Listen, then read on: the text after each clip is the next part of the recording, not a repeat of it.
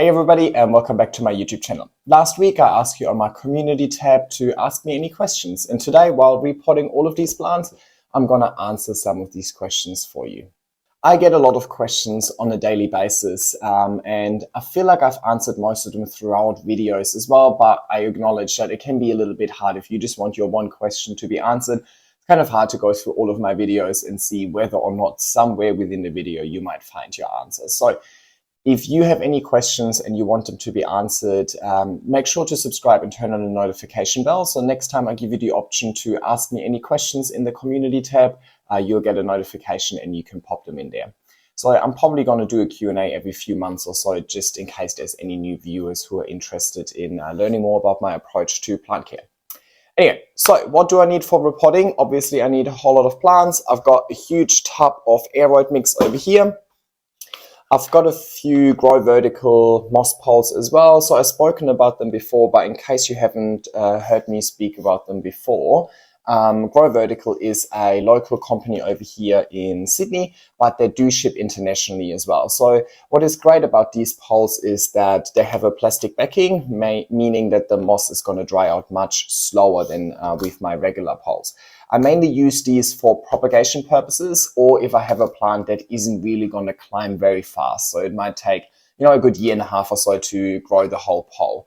Whereas if I know that it's a climber that is going to grow quite fast and I want to grow it really large to maturity, like any of the ones behind me or any of my velvet philodendron, then I usually go with my round moss poles just because I think they're more aesthetically pleasing. But, aesthetics are personal preference. So don't get me wrong, they don't look bad at all, but I just don't necessarily like the plastic backing that much. But they're super, super functional. Right. If you're in Sydney, Australia, you can get these from Growing Grounds, and I'll link her Instagram down below. But if you're international, they do ship across the world. So I'll pop the link to their website in the description as well. I have a few pots. As always, all my see-through pots come from Bunnings. So I'm sorry for any international people who don't have a Bunnings available, but I'm sure you can arrange to, I'm sure you can find them somewhere within your country. I just wouldn't really be able to assist you with that. So apologies for that. And yeah, that's pretty much it. So let's get started with the first question. All right, so let me start off with this Alocasia regal shields over here. I'm just going to give it a 20 centimeter pot. It's currently in a 14 centimeter pot.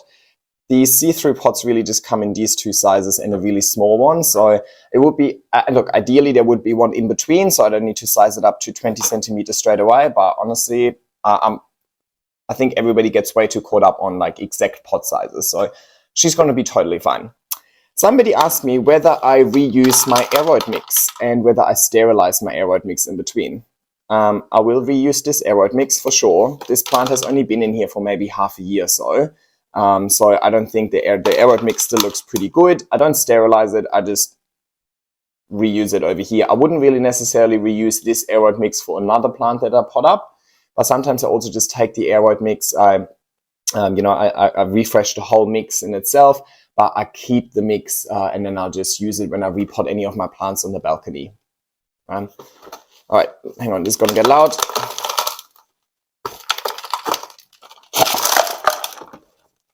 Alrighty. Next question.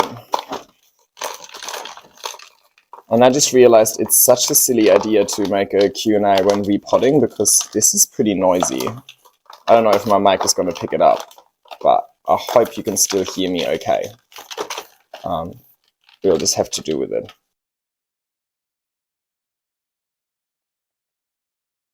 And with my aroid mix, I have a separate video on the aroid mix as well, so make sure to check that out if you're interested.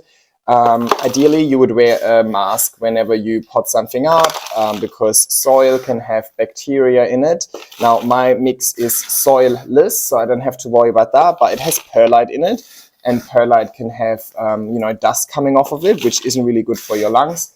But I just sprayed it first, so because it's wet, it keeps the dust in check. So I don't have to wear the mask while doing the Q&A because I figured then you really can't understand me. But yeah, definitely if you don't film yourself while doing this, I would highly recommend you wear a face mask and definitely have your windows open as well, so there's good aeration.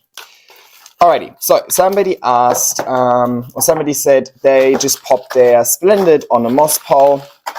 The leaves at the bottom of the moss pole started dropping, but the leaves at the top are growing. So basically it looks a bit empty at the bottom and nice and lush at the top. How they could encourage growth at the bottom part of the plant. Now, the way a plant usually works is the plant sends growth hormones, and it usually sends the growth hormones to its newest node, so the one at the very top. So that's why new growth happens at the top. So for you to kind of encourage the plant to redirect these growth hormones into a different part of the plant, you will just have to chop it. So if you chop the top part, then the bottom part doesn't have anywhere to go with all of that energy in the growth hormones. So it's going to send it most likely towards the highest node, and then it's going to reshoot from there. You can totally do that if your plant has rooted well into the moss pole itself. You don't even have to worry about chopping it because each part is already rooted. So you can chop it and keep it on the moss pole and create a lush pole like that. Or you can just follow my chop and extend and take the top, repot it, and then let it climb up an extension. All right, talking about chop and extend, somebody asked me whether I find a decrease in leaf size after my chop and extend, and what happens to the bottom part when I chop and extend. So just in case you're not familiar with my chop and extend, basically I take a full moss pole, I just chop it in half, I take the top half and I pot it back up, and then that's the part that I re-extend and keep and want to see mature. Now, judging by that Monstera behind me over here, you can see that it has gone through chop and extend fairly recently, and there are definitely smaller leaves post-chop. Now, it's also winter over here, so even if I wouldn't have chopped it, there are high chances that the growth would have actually decreased. So I'm not too sure whether the decrease in leaf size is because of the chop or winter or probably a bit of both. I've definitely done chop and extends during summer, and I didn't have any decrease in leaf size. I suppose it really depends on each specific plant, it depends on the conditions that it gets, it depends on the root system that it has available. But it is totally normal that a plant focuses on establishing a new root system before it starts growing huge leaves, right? So there might be a small decrease in leaves, but it's pretty minimal because you keep a large part of the root system within the pole itself. The bottom part is exactly what I just explained earlier. That bottom part has all of that energy and doesn't know where to go with it. So it's going to send the growth hormones most likely into the highest node up on that bottom part of the pole. And it's very likely that it's actually going to reshoot in multiple spots. So whenever I chop and extend, I would say like 50% of the times when I chop and extend, that bottom part of the pole is actually going to reshoot in multiple spots. But honestly, there's no science to it. That's just purely my personal experience. So I'd say chances are really high, but it's not necessarily a 100% thing. A fellow Australian asked me what I think about buying plants at Bunnings versus smaller nurseries. So in case you're not familiar with Bunnings, Bunnings is kind of like a hardware store / nursery / go-to place for everything over here in Australia. Pretty much all the materials, apart from these poles, are from Bunnings. Right? So I love Bunnings. I go to Bunnings probably once a week or so, and Bunnings really started having a great selection of plants. Now, these plants are all tissue cultured and really mass produced, and that's why Bunnings is able to give us plants that used to be really rare. For example, this Ring of Fire used to be like hundreds of dollars, and suddenly it comes at an affordable price. So of course I do take advantage of that when I see a plant that I used to wouldn't buy because of the price tag, and I'll see it for an affordable price at Bunnings. Of course, I'll take advantage of that and buy it. But where possible, I try and support smaller businesses. We've got a lot of really great plant businesses over here in Sydney, and a few of them even had to close during the pandemic, which is really sad to see because they're a really integral part of the plant community. And I made friends with a lot of these people, and I want to support them. So where possible, I like to shop locally with smaller businesses.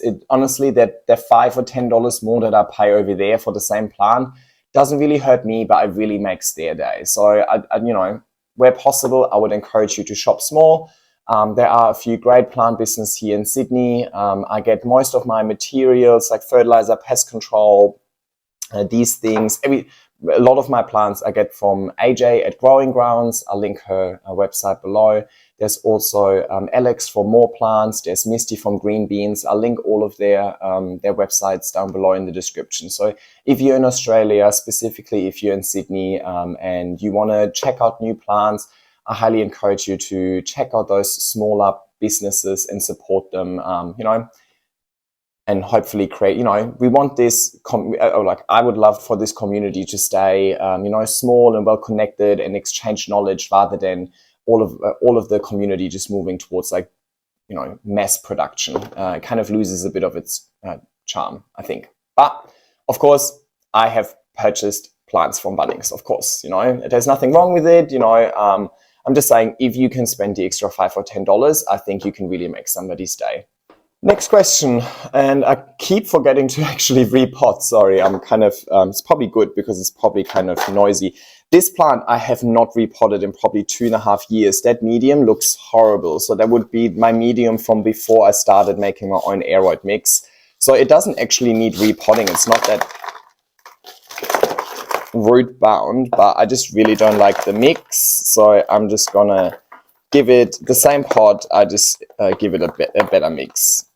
For now. So this is Philodendron martianum, and it's actually been one of my first plants. It's just kind of been sitting there, kind of doing okay, not thriving, not doing terrible. It's just there. It's kind of nice to just have a plant that's so low maintenance, just chills there.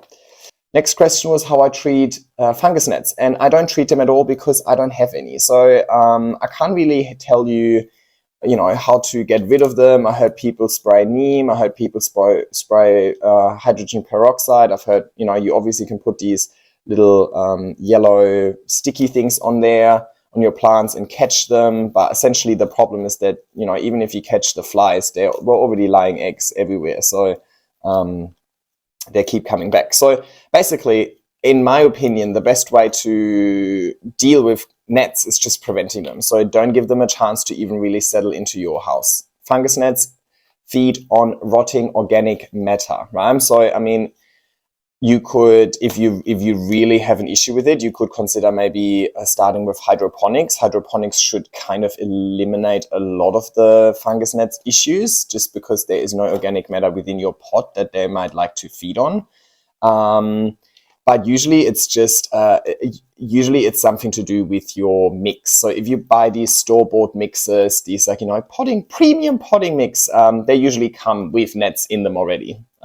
So I have a soilless medium, and I don't want to talk about it too much because I've got a separate video on my aroid mix, but I think using that aroid mix is really eliminating any net issues. Now the second thing is people are saying they have nets in their moss poles, and I've been using moss poles for 2.5 years now, and I haven't seen a single net in any of my moss poles. So I don't know if I'm just really lucky, if I'm doing something right and I don't even know I'm doing it, or if you're all just really unlucky with maybe the type of moss that you're getting or the quality of moss that you're getting. I'm honestly not quite sure. So I can't really help you with it. It's not because I don't want to help you. It's just I only want to speak from experience, and I don't have any experience in that field. So I'll shut up now.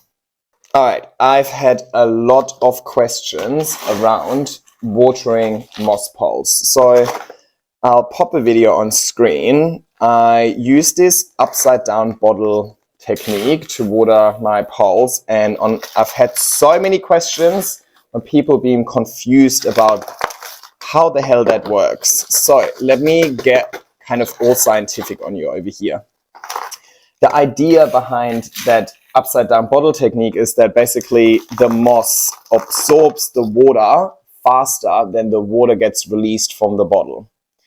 If the water gets released from the bottle faster than the moss can absorb it, it's going to spill everywhere. So that's what everybody said. Oh, pop the bottle upside down and it's just making a mess. How do I prevent the mess? The whole idea behind the upside down bottle technique is to prevent the mess, because if I spritz my plants, that spray is going to go everywhere. Whereas with that upside down water technique, it's first of all really easy. I have to do very little. It kind of does it all by itself. But second of all, it's actually a really clean way and mess-free way if you do it right. So we want to make sure that the water releases slower than the moss can absorb the water. what can we do about it? Well, first of all, we can control the amount that the bottle releases. So I just put little, and I'll put a video up or like a photo up on screen. So I just, I have the lid on, and then I put holes into the lid. Sometimes I have 3 holes, sometimes I have 4 holes, sometimes they're smaller, sometimes they're bigger. Honestly, I don't think the size of the holes makes any difference. I've seen people use like these Gatorade bottles, you know, these like sports sippy drinks with the sippy thing on top, and they just use that. So they don't even drill any holes in their lids. They just use the hole that's already in the lid. So that's how you can control kind of the release of the water. Now, when you have one of those, I've got one here. So if I turn it upside down, look, I have 4 little holes in here, and the surface tension that the water has is actually stopping it from releasing at all. So it should be pretty mess-free. I mean, obviously it releases every now and then once the tension breaks a little bit, but that's perfect, right? So all you really need to do is you need to have your moss pole over here, create a little cavity within the top of the moss pole so that bottom, or like that neck of the bottle can really sit in it.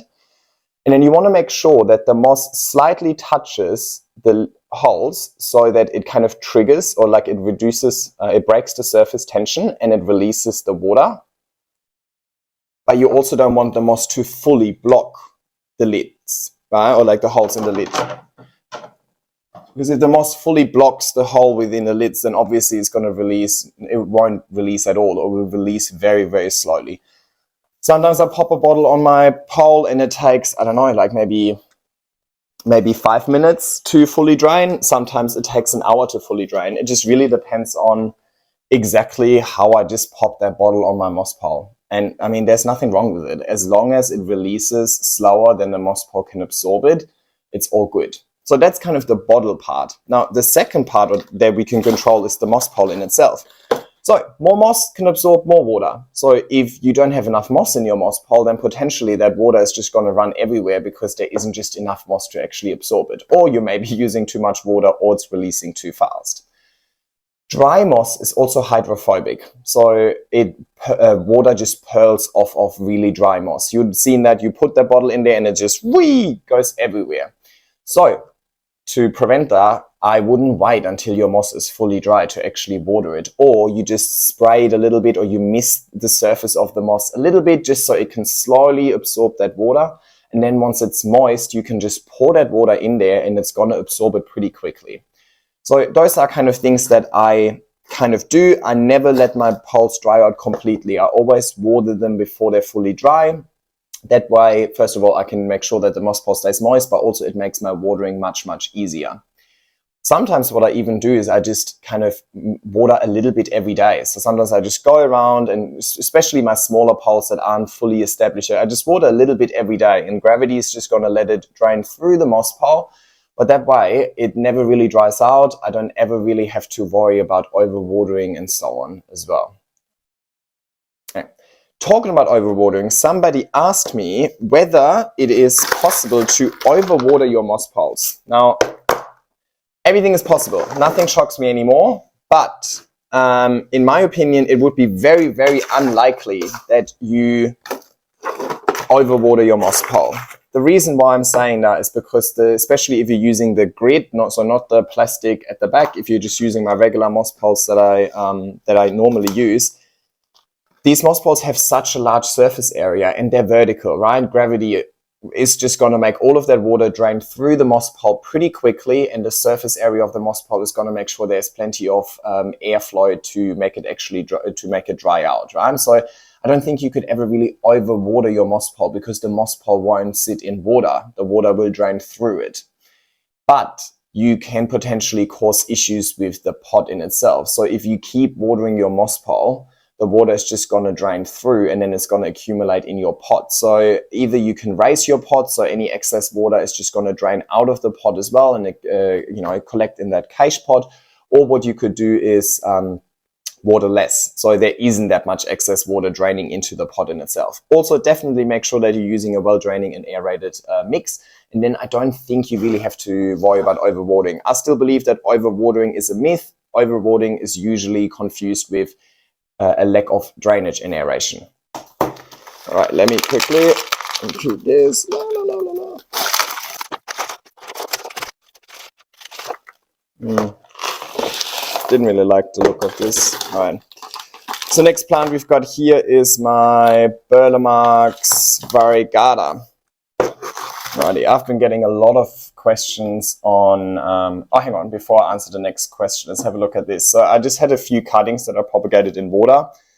And I'm happy with this because the main roots started having secondary roots. I don't know, I hope you can see that. So these smaller roots coming off of the main root, that's usually my sign is a sign for me that I'm okay to start potting this up. And I honestly just might keep it exactly like that. This plant grows crazy wild anyway, so I think I'm not going to make too much effort into trying to create a nice display because it's going to do its own thing. Anyway, somebody asked me about coco coir poles. So they said that they can't really find moss in their country, but their nurseries are selling coco coir poles, whether they can use them. If you've watched my content for a while, you know how I feel about coco coir poles. I kind of really hate them. I just think they're so useless, right? I mean, okay, a coco coir pole is definitely a support. So it does a good job in kind of mimicking the plant's natural growing conditions by giving it something to climb on. But the coco coir isn't really absorbing any water or nutrients. So it's not like a moss pole. A moss pole is an extension of the pot. This is potting medium. So it's actually creating larger volume for the plant to have roots in, right? Whereas the coco coir pole is just purely stopping it from falling over. So no, it's not going to have the same benefits. I'm planning on making like a more comprehensive video on different types of supports, like when do I use these, when do I use normal moss poles, when can you use coco coir, or like, I mean, you can use any of them at any time. Who am I to tell you what to do and what not to do, but kind of like almost like the way I would deal with it. So I'm planning on maybe making a more in-depth video on all things support. So let me know if you'd be interested in that. Next question was on the same topic as, we're still talking about poles. Somebody asked me if I tried any other materials but moss in my moss poles. And yes, I have. So especially with these grow vertical poles, because they've got a plastic backing, I think it's we have a little bit more flexibility to try different materials. So I've done an experiment and I pop a photo or video up on screen over here as well, where I took 3 verticosum cuttings. I put one in aroid mix with a moss pole, so my normal treatment. I put one in MAP, which is a mineral substrate with a moss pole, and I put one in aroid mix with an aroid mix moss pole. Now the aroid mix moss pole definitely was messy. Not as messy as I actually thought it might be, but it was definitely messy. And ultimately the results, all of them worked.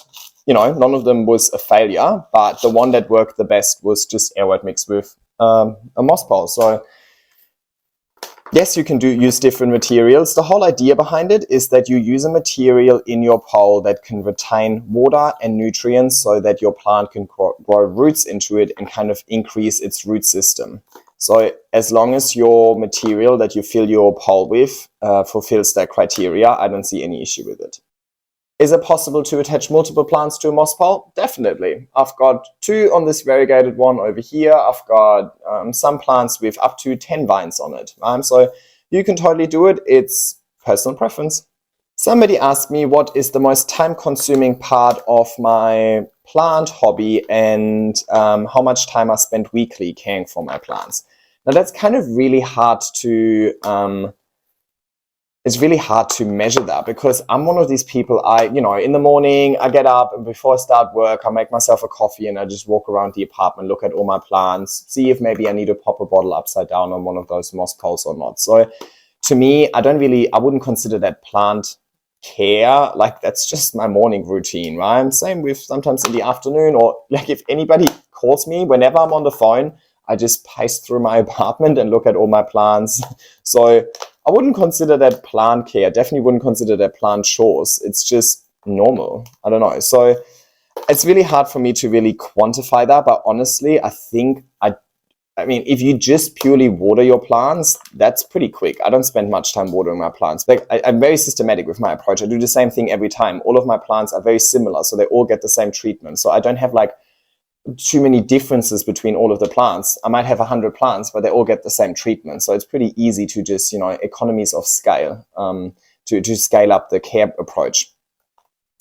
What is the most time consuming? By far, I would reckon I spend 2/3 of my plant hobby life. I spend 2/3 of the time I spend on my plant hobby would definitely be content creation. That is very time consuming. Filming these videos, editing these videos, watching them back myself, making sure that I don't say anything offensive and so on, right? You know, answering comments, engaging with people, that is very time consuming. So, I mean, I like it. It's part of the hobby. I really like it. And I get motivated by seeing you guys using some of the techniques that you learned from me and having success with it, right? It's very rewarding to me as well. But yeah, definitely the content creation and the social media part of it, that is by far the most time consuming of it all. On that note, I would appreciate if you'd subscribe. Thanks. By the way, this is Philodendron Ring of Fire. So it was just in a tiny 10 centimeter pot. It was due for a repot desperately. It was desperate for a repot. So it has good roots. Now this one is a really slow climber, right? So it's going to climb, but it's going to take its sweet time. So I'm going to give it one of those poles because I figure by the time it actually gets to the top, it's going to be a couple of years. I will not really have to extend this. So there's no point in giving it one of my large poles. And also I do like that it's kind of like, you know, half moon shaped, which kind of encourages all of the leaves to face more one way, which is really the way that I like to grow most of my plants anyway. So I use these little metal clips to just take the plant and kind of tell the plant where I want it to, you know, kind of start attaching itself to. You could do that using cable ties as well. I just use these because I can easily remove them later on, right? So once my plant has attached, I'll just remove these pins. I don't need them forever. I just really want to give the plant a head start in attaching itself, and I want to tell it exactly whereabouts I want it. I want you right in that middle, and I want you on this side. Beautiful. Somebody asked me when my crawling philodendron outgrow their rectangular pots, how we can chop the plant without reducing the leaf size. Now, I think that's probably going to be impossible. Whenever you chop your plants, there will be decrease in leaf size, at least a little bit, because the plant is now focusing on re-establishing a root system. Now, in the question, they asked me how they can reduce, they would take the top cutting, and how can you reduce the top cutting from growing small leaves again? I would just say make the top cutting larger, right? So I wouldn't just chop the top bit off. If your plant just reached the top of the end of its pod, that top part that's basically now spilling over the pot, that's the beautiful part. Why would you want to chop that part off? I would chop the end part off and then repot the whole thing and keep the end part. So now it fits again, if that makes sense. I'm not too sure. It's basically, I would use the same principle that I use with my chop and extend methods, where I keep the top part of the moss pole, I repot that and I extend it. I would do the same, just vertically instead of horizontally. So use larger cuttings. If you just chop single node cuttings, of course, each node is now going to produce a juvenile leaf again. If you really don't want it to go any smaller and go back to juvenile leaves, then just don't cut it. Just find a larger pot. That would be my recommendation. Somebody asked, and then kind of answered their own question, but I thought I wanted to incorporate it today anyway, because I think it's a good example of how you can just be creative with your plant care. So somebody said that they don't really have many ceramic planters. So all my moss poles are in these pots, right? And then I put them in a ceramic planter or like a concrete planter. They're just decorative, but it gives it a bit of stability as well and stops it from falling over. So they said they don't really have many ceramic planters and they don't really purchase them because it's just more money spent. If they could put stones or pebbles into their pot to make the pot heavier. Of course you can, right? It's a good example of, you don't need to follow exactly what I'm doing. You just need to take the guiding principle behind what I'm doing and apply it to your situation. So the guiding principle is making the top or the bottom of the guiding principle is making the pot heavier so the plant isn't so top heavy. But you don't necessarily want to use a really heavy mix because then that's going to jeopardize the aeration and drainage of the mix. So a good example would just be, just use a few pebbles at the bottom of your pot and then start your aroid mix, or use a larger pot, for example. You know, there's ways around it. So just be creative with it. Next question was what the first plant was that started off my growing journey. And my growing journey, I don't remember my exact first plant. I think I had a cactus first in my backyard. But my first indoor plant was definitely, I think, a pothos, for sure. It would have definitely been just a pothos, and then followed by monstera. So I think the first maybe 6 or 7 months of my plant journey, I really only had pothos, monsteras, maybe a few philodendron, but I can't even think of any. Yeah, maybe these hard-leaf philodendron, so on. And really only once I feel like I had somewhat of an idea what to do with these plants, then I started getting into more velvet plants and anthuriums. Anthuriums I only got into maybe after 2 years of being into this hobby, because I figured they would be the hardest ones to take care of. I'm doing the exact same thing with this. It's a little Syngonium, I think it's called Steiermarkii, so something like that. I'll just pin that on here first. All right, somebody messaged me saying that they followed my video tutorial on how to plant up a plant on a moss pole, but the plant isn't growing if they're doing anything wrong. So I only uploaded that video 2 months ago. So even if you would have followed my guidance on the day I uploaded that video, it would have only been 2 months ago. 2 months is not a long time, especially if you're maybe in Australia and it's winter at the moment. Not having any growth for 2 months after you just repotted a brand new plant, like that is totally normal. Give that plant a bit of time to work on its root system. That's why I like to use these see-through pots, because maybe on surface area it looks like your plant isn't growing, but maybe it's just growing within the pot. So you know it's happy and healthy, and eventually the leaves will come. So basically, you might be doing everything right, you just need to be a little bit more patient. Somebody asked me how I propagate my plants on moss poles. So like, what's my method of propagating? Because I keep saying that moss poles are a great way of propagating plants as well. And I think these grow vertical poles are a good example for propagating. So basically, what I do with these, and I'm not too sure if I'm going to do this with these specific plants. I've done that plenty of times before though. I take a plant, I pop it on a grow vertical pole, I let it climb up the grow vertical pole, and every single node is going to attach itself to the pole and it's going to grow its own root system. I then just take my scissors and chop between all of the nodes. I don't remove it from the pole. It basically just means that there's single node cuttings just floating on that moss pole.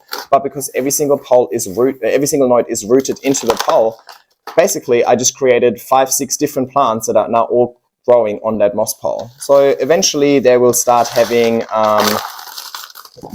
sending out new growth. So they'll all start having their own shoots. So, you know, you actually have like a few plants growing on there, and that's when I then kind of start removing it from the pole, potting it up individually. And here you go. So you suddenly made, or maybe don't even individual, maybe I'll just take a bunch of these cuttings and pop it on the same moss pole. So, and there you go, right? So you started with one cutting, you let it climb up that moss pole, you then created 6 plants out of it, and then you put all 6 on another moss pole, and suddenly you have a really lush pole rather than just a pole, like a really long pole with just one tiny little vine going on it. I'm working on a video in relation to that as well, but these are all more long-term projects because it just takes a little while for the plants to grow as well. So bear with me, but I hope that kind of explanation makes sense. Also, a lot of these things I have done before and I have recorded them before as well, but it's all on my Instagram because it's all in portrait format. It's all in portrait format as well. So if you don't follow me on Instagram already, definitely make sure to check it out. There is a lot of content on there. I've been uploading, I think, content to Instagram for almost 3 years. Alrighty, I've got a, what is it? Burlemark's Fantasy over here. It's definitely been in water for way too long. I should have potted up a little bit earlier, but I just didn't really have the time. So it is what it is. Guess what? Same process all over again. So you can see I'm really systematic with my things. I always just do the same stuff. When I do things, I do it in bulk, right? There's no point in doing one every week. Might as well just do all 4 today. Somebody asked me whether or not the growth of my plant might have anything to do with the conditions that Australia got to offer. And 100%, like for sure. as I said, I don't really control the environment. I don't really manipulate the environment. I just take advantage of the natural growing environment. So, of course, I'm very lucky, and I keep saying that I'm very lucky with the natural conditions that we've got over here. But it just means that maybe somebody else, if you're not quite as lucky with natural conditions, you might just need to work a little bit harder on supplementing the conditions. But that doesn't mean that you don't have any option to actually get amazing growth. That is totally possible. It might just be a little bit more work for you. So apologies that my life is easy. So easy. Somebody said they are not blessed with a lot of natural light in their home, and if there's any grow light recommendations. Now, I am using grow lights, and I showed you all of my grow lights in my setup videos. I've got a playlist with all of my setup as well, so have a look at that in case you haven't already. So yes, I do use grow lights, but my grow lights are really just to supplement the light. So my plants aren't relying on just the grow lights. The grow lights are just there, like, on a dark, gloomy day, you know, they still get nice light, or during winter when there's less sunlight hours, they still get sufficient light to grow and thrive. I hope you can hear me at all. Maybe I'm just being way too loud with my aroid mix over here, but I suppose I'll find out when I edit. Last plant, it is called a Magic Dragon, and it's a hybrid of some sort. Grow vertical, so the guy who produces these poles, he produced this hybrid as well. So I'm excited. I don't even know if it's going to climb. It looks like if it climbs, it's going to be really slow. So I decided, you know, let's give it one of the grow vertical poles as well. Be true to the brand. Oh yeah, grow light recommendations. So they're just supplementing grow light. So I don't have to 100% rely on them. So I just feel like I am in no position to talk about grow lights and which ones are good and which ones you should be buying, because I just haven't really had to experience much around grow lights. I haven't really had to research much about grow lights. I'm useless when it comes to watts and voltage and all of that. I don't know what it means. So I'm very, like, sometimes I have a really sciencey mind and I'm really interested in everything, and some things I just not really interested. I just want to turn on the plug and I want it to work. That's it. Like, I'm not really too fussed about the all of the science bits behind it. I don't care. So yeah, I'm sorry, I can't really give you advice on that because I just feel like I'm in no position to speak. That doesn't mean that I have this amazing, you know, it doesn't mean that I don't want to help you. I would love to, but I just feel it's really important for me to also know my limitations and know when I don't need to give people my opinion, even though you asked for it. Next question was how you could increase the humidity in your home environment. Well, the most obvious way would obviously be a humidifier. But I don't really like humidifiers because they can also sometimes, you know, they just kind of like make your apartment wet, you know, and sometimes like the water just accumulates on the floor and so on. I think it's annoying. So I haven't used a humidifier in over a year now, and I haven't had any issues. So the way I kind of boost the humidity in my apartment is really just by having so many plants, right? And all of these plants, like, I mean, when I water my moss pots, I think the combined moss pots in my living area, for example, can take over 8 liters of water without actually draining any water into the pot in itself. And as I said, these moss pots have a large surface area. So all of, like, you know, obviously the water that doesn't get absorbed by the plant is just going to go straight into the environment. So it kind of naturally boosts my conditions. But then at the same time, I kind of have my windows open all the time. So that humidity is really just going to fly out the window. So, but yeah, that's definitely where you can do it. I've seen people have like these pebble trays with water. You know, dry your laundry in your apartment. Don't put it out on the balcony. Like, the safe way to boost your humidity and also makes it smell good, right? So, anyway, that's mainly because my balcony is too small. But yeah, I mean, ideally, I think you should probably try and find plants that suit your natural humidity rather than trying to boost your humidity to suit the plants that you want to grow. But again, that's your decision. Who am I to judge? Alrighty, I've got a few more questions left, and I'm just going to quickly start watering some of these plants. Have you ever killed any plants, and how do you deal with the bad feeling? I have killed plenty of plants. That's part of the learning journey, and I don't feel bad about it at all. I just appreciate the lesson that I got to learn, and that's it. I suppose whenever I get plants, I never make like these crazy plant purchases where I just feel like I spend a lot of money.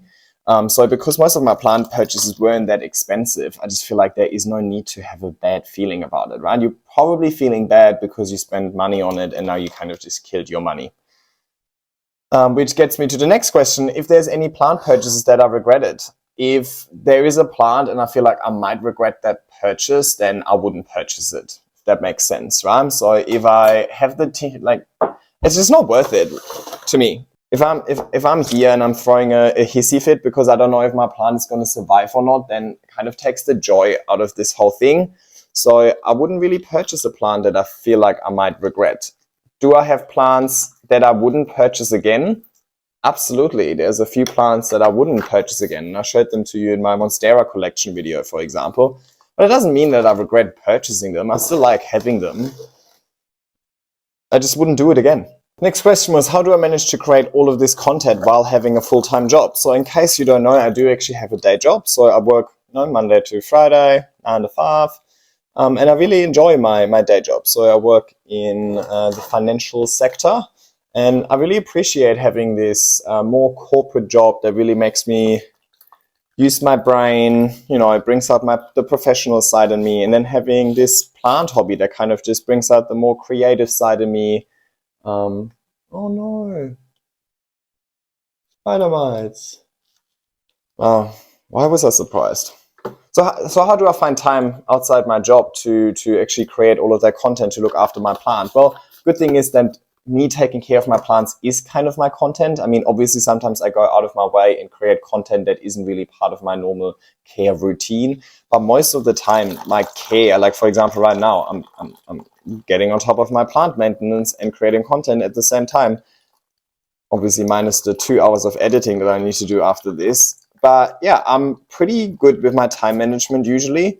And it is something that I really enjoy, right? And I feel like as soon as you start enjoying something, it's going to be easy to make time available for this sort of stuff, right? If I wouldn't enjoy it, then I would probably not put that much time and effort in it. I wouldn't do it if I wouldn't enjoy it. But yeah, basically I film pretty much all of my content on Saturdays and Sundays because those are the only times I really have available, because during the week, by the time I finish work, it's dark and I like filming using natural light. By the way, I don't usually water like this. I would normally go to the sink, but I just feel like I have a few more questions to answer and I just wanted to get this done. So yeah, I film all of my content on the weekend, and then maybe during the week, during a weeknight, I edit a little bit, but most of my content is really being done on the weekend, and then as I edit it, I just release it throughout the week. Anyway, next question. Somebody asked me if my plant collection costs a lot of money. Now, I do not like to talk about money on here because we all live in different countries, we all have different currencies, we all have different costs of living and so on, and I just feel like we shouldn't, it's plants, you know, we shouldn't be talking about money. But of course, you know, as always, they cost money, right? Definitely. I mean, I've spent money on plants, don't get me wrong. You can't completely ignore the topic of money in this plant hobby, unfortunately. But if you're asking me whether I spent a lot, in my opinion, I don't think I spend a lot of money on my plants. Most of my plants come from swaps, or I sell a plant and then use that money that I got for that plant to buy another plant. So I think overall, I would say that I'm probably like almost break even when it comes to the plants itself. What I actually do is I rather spend money on the products that I use to keep my plants, grow my plants, maintain my plants. So to me, there's no point in spending a whole lot of money on the plant, but then not really spending the money on the things that's supposed to make them thrive. So I rather purchase like a good fertilizer, a good grow light, and so on, and really spend money on plant maintenance to bring out the best in my plant, and then maybe have a plant that was for free. That to me makes more sense than spending a whole lot of money on the plant and then cutting my plant maintenance budget short. So I'd rather have a free plant but spend money on the materials than spending a whole lot of money on the plant and then not having enough money to actually buy all of the other stuff around it. If I could only choose one plant in my entire collection, what would it be? Philodendron verrucosum, easy.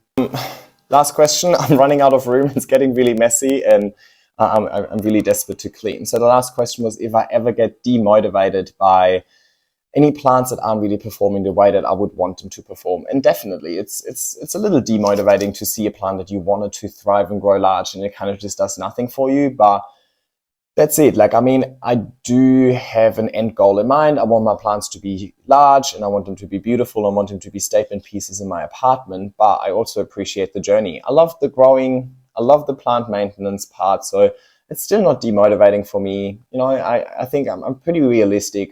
Not all plants will thrive in my environment. I've got a consistent environment. Like, I've just got one environment to give so many plants that come from various different parts of the world naturally. So how could all plants possibly thrive in the same conditions? That's not really possible. So I'm pretty realistic with my expectations. Some plants will enjoy my conditions, some plants might not enjoy my conditions, and it is what it is.